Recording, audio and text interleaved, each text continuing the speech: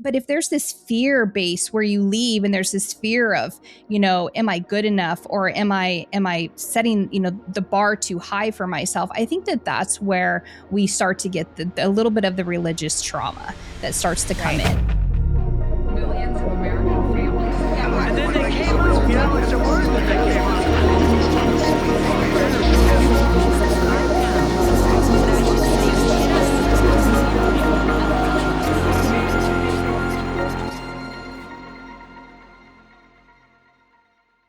It almost feels like episode 500, but yes, because of all the stuff we've had to get through. But hey, perseverance is, I think, what we're also learning here, and I think absolutely, and patience. Yeah, yes, exactly. And I also think for our viewers too, like if you really want something, don't think it's always going to be so easy, or right. you might have some challenges, and that's okay. So.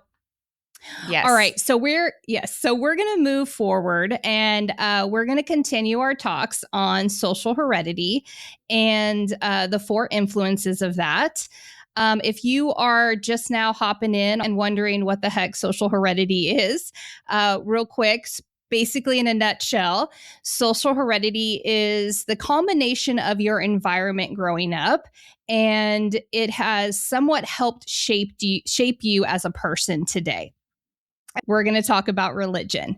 It is a huge topic for social heredity. And we'll all be, clear here that it is also somewhat of a touchy subject.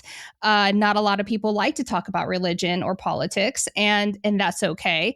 But it is part of social heredity. And so we thought that we have to touch on it just a little bit. And we also want to start off by saying that whatever religion you practice, we support that. And we are not here to tell you what religion that you should be, with or whatever that might be. We're supportive in whatever or whoever you are. We just want to open up the door a little bit and talk about it. So, Danielle is great at history. She knows a lot about history and a lot about it. I don't know so much. And so I really do rely on her a lot to teach me things about history, because I didn't really pay attention that closely in school with history. And so I always go to her and ask her and say, hey, is this accurate? Or why is this happening? So I think something first, Danielle, we kind of want to touch on is that, especially going back to Napoleon Hill, we talk a lot about, I talk a lot about him, especially in Outwitting the Devil. He really goes through the whole social heredity in depth. And one thing that he expresses in there is this fear or faith-based religions, right? And so do we go to a religion that we walk out and we feel more fearful, or do we walk out and feel more faith-based? So Can you talk a little bit about that just in history and context, put it into context for us? Absolutely. And like you said, it's a very touchy subject. It's especially, I think this religion and politics diatribe is very touchy, and I get that. But I also am of the feeling that we have to get beyond the uncomfortableness of having these conversations, because you look around at the division in our country, like we have to start talking more so that there's more talking, more diplomacy, and less violence. That being said, we could go off into all these tangents about religion. So I'm going to try to stay kind of focused to the United States. Obviously, we have a Judeo-Christian founding. The 10 Commandments heavily influenced our rule of law. You can go back. What's really fascinating, and hopefully I, can say this without certain words being problematic, but I really do think we're in a third great awakening right now. And just, 30 seconds of history 100%. In the mid 1700s, 1740s was the first Great Awakening. And there were ministers like John Edwards and George Whitehead, that really were trying to impress upon this is before the United States was even a nation. They were trying to challenge people and challenge authority. And I think this is where we are at right now. There is a lot of challenging authority. There's a lot of distrust of authority. And so when we talk about religion, and my husband and I got into this long conversation on Saturday about this, especially, you know, I know this is going to come out after Easter, but this is the Holy Week that we're filming in. And yeah, I thought that was kind of interesting. Yeah, I thought that was a little interesting that we fell on this week too, that it is Holy Week, right? And that we are recording. So that was kind of an aha moment. I was like, oh, wow, it's Holy Week and we're recording about religion. So, yeah. Right. But yeah, go ahead, continue. With the popularity of The Chosen, I feel like, you know, there is a resurgence in interest in Jesus and in, I mean, Christianity. I mean, I know we have a kind of different, that's a touchy subject right there. You know, did Jesus even want to have a church? But that's like a whole nother episode. But so the First Great Awakening in the 1740s, it's going to start inspiring change. And in the First Great Awakening, the change was the birth of a nation. It's going to help lead to, coupled with the Enlightenment ideas, it's going to lead to the American Revolution. There's going to be a Second Great Awakening about 100 years later in the antebellum America, right before the Civil War. And people start reading the Bible and they're thinking, okay, well, this is saying that God created us all equal. But looking around in pre-Civil War America, people were not equal, not by any stretch of the imagination. So I think that Second Great Awakening is going to help inspire what eventually becomes, I mean, the Civil War, but the abolishment of slavery. And then obviously, you know, the expansion of rights to not just men that had property, but to everyone. And so I do think we're in the Third Great Awakening right now. It might not be named that yet, but there's definitely something going on in this world. And I definitely think we're in a spiritual war, whether we realize it or not. So that's kind of the history of it. I mean, we can get into our founding documents. I know a lot of people like to reference our First Amendment, very, very important part of our nation. But what I find really interesting is in our founding documents, our founding fathers did not write that government gives you your rights. They clearly say that the rights are endowed by our Creator. Now, you can interpret that however you want, but I think a lot of people in today's society look at rights coming from our government and our government being the source of, you know, our basic needs, things like that. And so I think what we need to get back to is, why did they say that? Why did they say our rights are endowed by our Creator? And what does that mean for all the political upheaval that's going on right now? But getting back to what you were saying about Napoleon Hill, I mean, that social heredity, especially with religion, I think it influences so heavily, especially, I mean, for me as a child, I grew up in a third world country in South America where we did go to Mass. It was in Spanish. My parents and my older sister were all fluent. I am not. I'm still trying. But it was scary for me. And I don't mean that the church was scary. I just mean I didn't know what was going on. And I just remember feeling constantly like I wasn't good enough, like I don't know, I just felt like a bad person. And so as I've gotten older and kind of changed the way I view religion, changed the way I view faith, it's really eye-opening to look back at how I felt as a child and as a young person. What do you think about that and what Napoleon Hill says about that? Yeah, I definitely think that it correlates. Something that Napoleon Hill says, and he says, listen, religion isn't technically a bad thing, right? Believe what you want.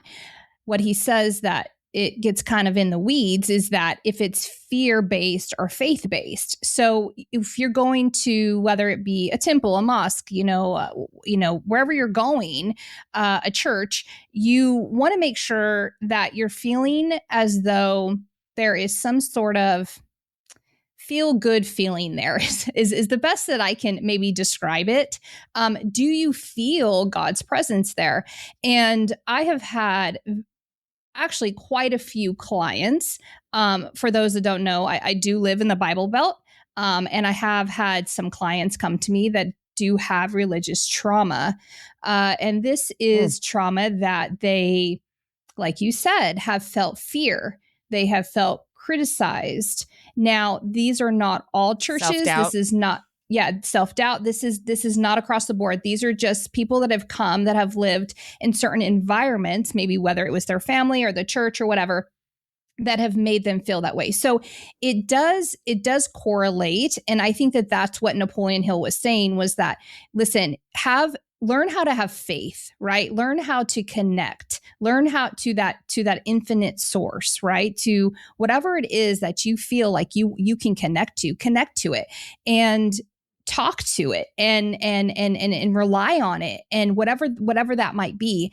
And so, but if there's this fear base where you leave, and there's this fear of, am I good enough, or am I setting, the bar too high for myself? I think that that's where we start to get a little bit of the religious trauma that starts to come in. And so, and it's extremely, and again, we're not supposed to talk about it, so it becomes this trauma that we kind of hide from shame, because again, we're not supposed to talk about it. So it's yeah, and there are a lot of people out there that have it. I'm point blank telling you that there are a lot of people out there that have it, and that it does take time to get over that, and to really, again, be able to have sort of that faith or that connection. But once you get out of that and you move into the faith-based, way of living, it does feel there is a way out. So if you're listening to this and you do have religious trauma, there is a way out. And you're not stuck there forever. Something that I found very interesting when I was going through, and when we do these podcasts, I do some research just like you do. You make notes, you say, hey, this is what I'm going to say, or maybe this might come up, or whatever. This really is not scripted, you all, really at all. Danielle and we kind of send some text back and forth and say, hey, this is what we're going to talk about. Okay. Yeah. What do you want to talk about? And, we kind of just do it on the fly. But something that I came across was I wanted to research what all the religions, and they found that there was mainly 7 of them in the world. Now, you do have a bunch of other ones. I think they said there was like hundreds, thousands of them actually, but the main ones. And I thought it was really interesting. So I wanted to share this. Christianity, it says, has 2.3 billion followers for Christianity. Islam was 2.0 billion, which I found a little surprising. No religion was 1.9 billion, which is actually, right? Like, I thought that was kind of interesting. Hinduism, 1.2 billion. Buddhism, 324 million. And Judaism, 15 million. Which brought me kind of over to Judaism, was that if you think about how many people were unalived under the Nazi Germany rule, was about 6 million. So definitely that has impacted that religion as well, because imagine if 6 million people were actually here today. I think that religion would be maybe a little bit more up on that list. And so as I started to look at this, I started to wonder something that my mentor always asks me all the time about things. Is he says, Brooke, who do you think is the happiest religion? And so I really started to look into that, right? And I started to question that, because I think is something that I try to be as a thinker, right? And if we're a thinker, we have to start asking questions. Be curious. Yes. Be curious, right? Always being curious about something. And what I realized after when I was researching this was that the majority of people who could identify with a religion, they did these 3 things. It didn't matter what religion they were in, but they did these 3 things. One was feeling a sense of purpose in their life. Number 2 was having community and connection. And number 3 was practicing gratitude, service, and reflection. And so, nice. So that was really right. So that was really enlightening, because when I went through my year-long program at Peace and Prosperity Institute, I got very curious about religion. I was like, man, what is it about? Because I was not born in the church. My parents did not take me to church growing up. I didn't start going to church until I was about 13. And I was very curious about it. I always felt like there was something bigger than me around me. And I couldn't really I didn't really understand it. And so I started going to church and really started to be interested in like, what is this? What is this source? What is this, Jesus? What is this, Christianity thing about? What is this all about? And so I went into the program. I started to get really, really interested in a lot of religions.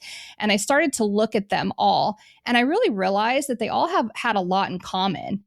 And really the main thing was really to be kind.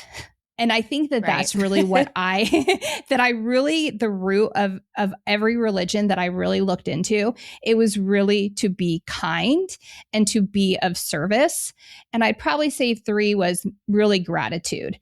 And so I think that as we do kind of talk about religion here, I think really understanding that, like I've said before in other podcasts, in other episodes, is that, talk to people that are not maybe doing the same thing that you're doing, or aren't interested in the same things as you. Right. Go talk to them. When I was in my program, I was with everybody in the program was mainly Jewish, and I knew nothing about Judaism. I really knew nothing. I didn't understand it. I knew that what I had been told was that, they didn't believe in Christ. And that was that. That's all I really knew about it. And as we learn these basics, but it doesn't, it's basics, not often given with context. Yeah. Yeah. And so we all became very close, like family. And I started to ask them questions about their religion. I started to say, what is it? What do you guys mean by when you say this? Or what is the book that you learn from? Or, what is it? And I have learned so much from them what I have learned in this process is that we're all a lot alike. We're mainly all really just at the soul of our existence, we're just humans, and I don't want to say just humans, but we're human, right? And again, we're all trying to survive, I think, and trying to thrive and take care of our families and our friends and the people closest to us, and maybe make an impact on the world. So I think for me, that's really what I really want to come across with religion, is that no matter where you identify and whatever, I think it's great to go and talk to somebody else about maybe their religion and try to get the perspective on their side. And to remember that a lot of us that claim a religion or identify with a religion is because we grew up with that religion. And that's the religion that was brought to us, in a book, or we went to mass, or we went to church, or we went to the mosque or the temple. And that's how we've connected since we were children. And it's okay to sit down and have a conversation with people and to try to understand a little bit more of maybe their social heredity and why they believe in what they believe. You want to add anything to that?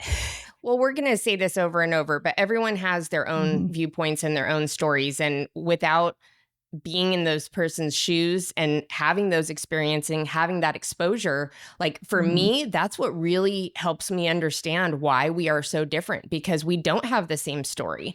And the tribalism that I see in society right now, we see it everywhere. We see it in politics, we see it in religion, we see it in like pop culture. I mean, everything is divide. And I think, if you go back, the ancients, how far back you want to go, in ancient times, people already felt connected to God. They felt connected through the rhythms of nature. They didn't have iPhones and tons of different things distracting them like we do. So I feel like that connection was different. A lot of times today we'll hear people say, you need to go touch grass. Like you need to go just kind of be at one with nature and get away from the craziness that is the world. And I mean, there is not a culture in human history that has not practice some form of religion. And again, we're not saying religion is good or bad, but what I would ask people is, what is your relationship with religion? And again, faith and religion, different thing. Different things, I wanted yes. to give props to at Jake_WHAN. He had this video, and I just wrote this down because I thought it was fascinating. That's on Instagram. He said, religion was not created to connect you to God. It was created to control your connection to God. Institutions came to believe something. If they could control what people believe, you can control how they behave. So they took mystical teachings, and I'm not just talking about Christ, but Christ, Buddha, Krishna, Muhammad, and they institutionalized them. And so this is where I think it does get touchy. It does get challenging to talk about, but it makes me wonder, are religions good? Are they, well, let me rephrase that. Is the religion that you're following or that you're interested in following, is it about good things? Is it about happiness and hope and faith and having a better world? Or is it fear-based? And for me, it used to be fear-based when I was a child. And I think that kind of pushed me away from it. Now, as I'm older, as I'm a mother and a wife, and I have time to read and dig more into these things, I have a completely different view of religion. But just thinking about that, and I know something interesting that I found out last year or two is I didn't realize that the Bible, the Christian Bible, was curated. Like, I thought that the Bible was the Bible. And I have come to founding. In fact, I even went and bought the Gnostic Gospels. Oh, I have that. They're all, I have that too. Oh my gosh, there's all these things. Yeah. And okay, here's me, the curious person. Why did they choose some books to include, but not others? And one of the ones that I finished reading, and it's phenomenal, is the Gospels of Mary Magdalene. And one little thing, I grew up the church telling everyone that Mary Magdalene was a prostitute. And when I started digging into the Gospel of Mary Magdalene, I found out that that wasn't the case. There was a pope like in 500 something that claimed she was. But if you look at the words that were used to describe her, it means more like rebel or someone who maybe wasn't considered normal in her society. Well, when you read Black the Gospels of Mary, yes. When you read the Gospels of Mary Magdalene, it talks a lot about mindset, about the kingdom being within us, about the ability to create. Why'd they leave it out? Why? I know the book of Enoch talks about giants and how angels, had relations with human women and created these giants, and how that's been suppressed. I mean, there's just so much. And I'm not saying I believe everything, but why did they cut it out? And what does that say about any religion? It's not just laid out and they included everything. I think there were powers that be, elites, whatever you want to call them, that looked and said, okay, this fits our narrative. We're going to include that because that's going to help us get people to think a certain way and follow us and be obedient. And then the things that are more rebellious, more challenging are left out. And I would really encourage people to dig into that. Not only is it fascinating, but it really makes you look at our world and go, well, what else are they lying about? Yeah. And I think too, this being, we are recording on Holy Week. And I think that even if you look at, and we talked about this, if you look at Jesus, he was kind of a black sheep. Yeah. Oh, he went out of the norm. He spoke about things that they didn't want him talking about. And I think that that's why we now we have to even and if you are a Christian, look at Jesus as an example to say, listen, he went up there and he died because of things that he was saying, because they were afraid that he would take over the influence of who knows, right? I mean, what happened if he would have? The Pharisees, the people. Whoever you want to blame. The people, right? They were afraid that he would take over, that he would have control, because one of the most dangerous things that anybody can have is influence, and that influence is very important, and it's very you have to keep that very safe and honest.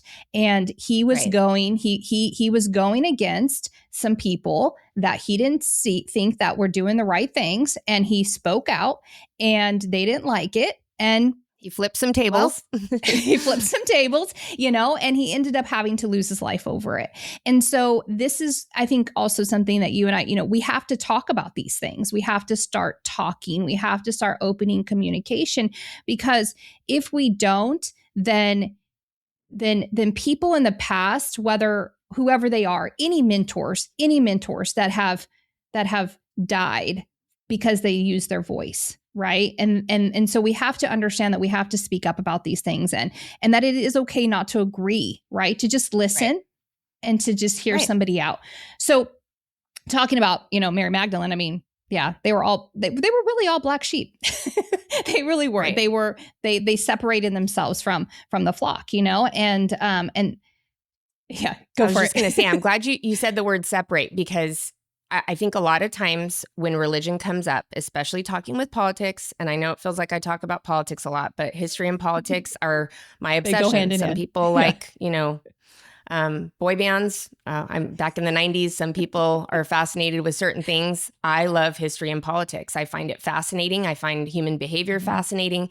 And so a lot of times when I am talking to someone, they go, well, there's no religion in our government. And they reference separation of church and state. And they go, well, that's in our founding documents. And the truth is, it's not. You cannot find the phrase separation of church and state in our government. It doesn't exist in our documents. It was actually written in a letter from Thomas Jefferson, who did pen the Declaration of Independence and was our third president. He was writing to a group of Baptists in Danbury, and he was saying, because they were worried that they were a minority group, that they were a minority religion, and that their rights would be taken away because they were the minority. And so he was basically assuring them and saying, no, there should be a wall of separation. And you have to look at the founding of our nation to understand that. We had basically two groups of people coming to the United States, more than two groups, but I'm overgeneralizing. You had in 1607 the Jamestown settlement, which would later be Virginia. That's where you get John Rolfe, John Smith. You get the whole "those who do not work do not eat." But that was way more about making money and capitalism than anything else. You go up into present day New England, you have the Massachusetts Bay Colony, the Puritans that were literally seeking religious freedom. And the reason that they left England, or one of the reasons, was England was very volatile when it came to religion. And we can go way back to King Henry VIII. I know a lot of people are familiar with him, and props to my 8th grade honors English teacher for helping me remember his 6 wives. So it's divorced, beheaded, died, divorced, beheaded, survived. And this all started, all this drama with King Henry VIII started because he wanted a divorce from his first wife. Her name was Catherine of Aragon. She was Catholic. She was from, Catholic country. And he was not able to have a male heir. They had a daughter named Mary, but he wanted a divorce and he wanted to marry Anne Boleyn. And the Roman Catholic Church, because of the ties with Catherine of Aragon's parents, said no. And King Henry VIII said, okay, because at the time, the crown in England was heavily influenced by Rome and by the Vatican. And so when they have this mashup, King Henry VIII basically says, okay, if you guys aren't going to grant me this divorce, I'm going to make my own church and declare myself the head of it, and I'm going to grant myself a divorce. And that's exactly what happened. And what happens in the subsequent decades and even centuries is that if there was a Protestant ruler, like his second daughter, Elizabeth I, probably one of the most well-known monarchs in history, then the Catholics were persecuted. If it was a Catholic ruler, like his first daughter, Mary, then the Protestants were targeted and persecuted. So you have this seesaw, depending on who's in power, the other group was scared. So that's what's going to bring people to present day New England and in search of religious freedom. But our First Amendment says freedom of religion. not freedom from religion. They didn't want to have an established church. They wanted people to have the ability to worship as they saw fit. And I just think that sometimes, and again, it goes back to control and getting people to behave and think a certain way. So I just thought that was interesting, just kind of a little, microcosm of our founding and just how it does have to do with religion and the freedom to practice. Because I think at the end of the day, freedom is about choice. And it might not be 100%. A choice that everyone agrees with. Yeah. And this is why, you guys, this is why history is so important when we talk about social heredity, because even though she's going back, way back, how far are you going back? What year was that? Like 1500s. Okay, here we go. 1500s, right? We have to understand that the 1500s. 1600s, still, talking about America. Okay. Yeah. Early 1600s. 1600s is now affecting us in 2026. We have to remember that all of this it's like a tidal wave. It just keeps coming. So it's important for us to understand that. I didn't know any of that. I just learned something. So I hope that our viewers learned something too, because I'm telling you, I did not know that. And that is the drama of 1600s, right? I mean, they were able to just get rid of their wives, which that's a whole nother topic we can talk about on another episode. Religion can shape a person's mindset in ways that can limit confidence, decision-making, personal growth. That's a Napoleon Hill thing. So when it comes to religion, again, you do you, bro. Like, let we have the freedom and the ability to follow what we want. But I think, I know certain things have been kind of, I don't want to say put off limits, but I feel like as a young child, I was trained that horoscopes were bad. And I used to always laugh because I would read my horoscope. I'm a Gemini. And if it was something that benefited me, I believed it. Oh, love is coming your way when you're, a young single woman, or, financial success is coming. But if it didn't align with what I wanted, I was like, oh, that's bogus. Now, take that and apply it to the larger world. Like we're taught that people that meditate are, in some cases, oh, that's kind of weird. That's kind of different. Well, isn't meditation just praying? Like, I think we just need to start throwing off the shackles of what we think is acceptable or not, and learn, because we have been trained and told for a very long time certain things. And I think part of what's happening, and I want to tell you a story real quick before we sign off. Do you remember in 2012 when everybody thought the world was going to end? Yeah, like the 100th like the time, whole Mayan calendar. Okay. Yeah. So my husband and I were on an incentive trip to Cancun, and we went and visited Tulum, one of the Mayan ruins. And it was in January of 2012. And I remember we had this docent who was just, he was an expert on Mayan history. And I asked him, I'm like, okay, dumb American here. What does that mean? The whole world's going to end? And he told me something that I thought was fascinating. He said, no, that's been a little like misconstrued by the media and by the public. He said that they didn't think the world was going to end. He said it was going to be a time of great change. And in hindsight, I feel like it has been a time of great change. And so when we look at that, and again, that was fear-based, just like Y2K on millennial midnight, like things that are designed to induce fear should be a key that something is off, because who wants to live in a fear-based world? And right now we do. I feel like a lot of people wake up and what's the first thing we do? We open our phone and we get caught up on news, and we start our day off with this versus, being happy, cup of coffee, relaxing, and moving into our day with prayer, meditation, whatever people choose to do. But I just thought that was fascinating, and kind of, interesting given the religion and all that goes with it.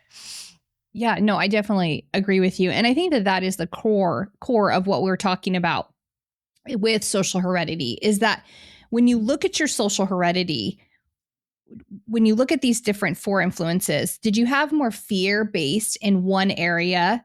And if you did, really look into that and ask yourself, what was fearful about that? What did I experience in that sort of influence that would make me feel fear, right? And so that's what we're asking with even religion or news, right? Is it fearful? Right. What does it feel like in your body? Do you turn off the TV and do you feel more fear, or do you feel more happy? Do you have more faith in the world? Do you go to your religion or whatever, your mosque, or even if you open a book, do you feel fear afterwards? Do you feel, or do you feel faith? Do you feel better afterwards? Right. And I think these are just the things that we have to start asking ourselves, and that's, you hit it on the nail on the head. Is it fear or faith? And that's Right. and our world is over full fear. of these. Yeah. Oh yeah. We have to start moving into, and I think, and when we talk about this, we're not supposed to say these words, people, but we're going to say them. When we talk about this awakening that we're going to have, this is what we're talking about. This is what we're talking about. When we start to awaken ourselves, we stop living in this more dense reality and this fear-based reality, and we start to move into this more lighter feeling, this more peaceful feeling, more happy feeling. If that's something that you feel like you're going through, then you're probably having some sort of awakening or some sort of, spiritual movement. It gets very uncomfortable. And that's one thing you warned me about. You said, Danielle, when things are going to change, you will get uncomfortable. And you were absolutely right. And I still feel it. So sometimes when I start feeling uncomfortable, I'm like, okay, what's coming? What change is coming? Exactly. It's a good or thing. how are we? Yeah. It's a good thing. Yeah. And even us having this conversation about religion, Danielle and I were like, this is going to feel maybe a little uncomfortable to talk about this because not a lot of people talk about it. But we know that this is part of social heredity and that we had to at least talk about part of it. Also, I think we want to encourage our listeners that, listen, if you have questions or we've, said something that you can bring more enlightenment to us on what we've talked about, I don't know, maybe we have some religious scholar come in here one day and answer our questions of what they think, or I don't know. I mean, we're not professionals on, religion or whatever, but we're just coming from our background and what we've gathered through our awakenings and through our studies and the history that you've learned and from our families and things like that. So we do encourage you to write in to our email.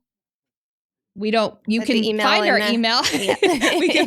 We're going to put the email in the comments. And so you are more than happy to email us any questions or any topics that you want us to talk about. We do have a lot of things lined up for you, but we want to hear from you. We want to do topics that you're interested in. Thanks for joining us today, and we will see you episode 4. Have a great day. Bye.